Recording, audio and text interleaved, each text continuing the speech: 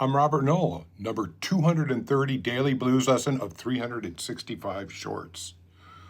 Chord exploration, okay? For blues, look, you gotta know a lot of chords. The more chords, the better, right?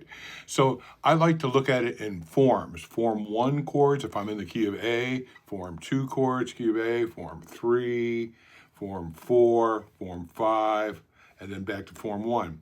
And there's transitory chords between form 2 and 3.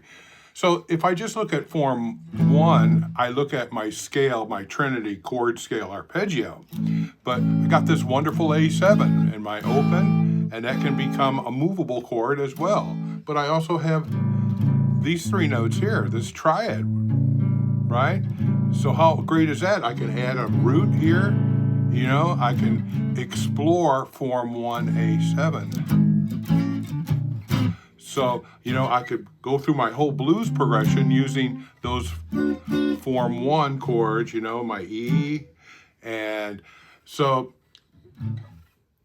as we move to form 2, you start to see that you can take that same chord and finger it different. And now I can add in this major third, 9, you know, I can use the thumb, my groovy method, and add a 13 or a 6. I can add 7s, I can add 9s. I can do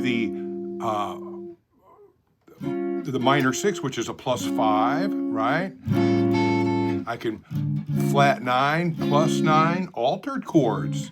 The term altered chords, very important you get into knowing what altered chords are about.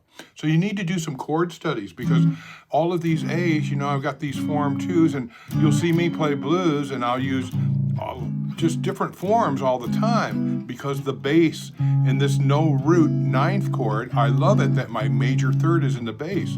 Now I have a root. Here I have another major third in the bass. Up here I have a 7 in the bass.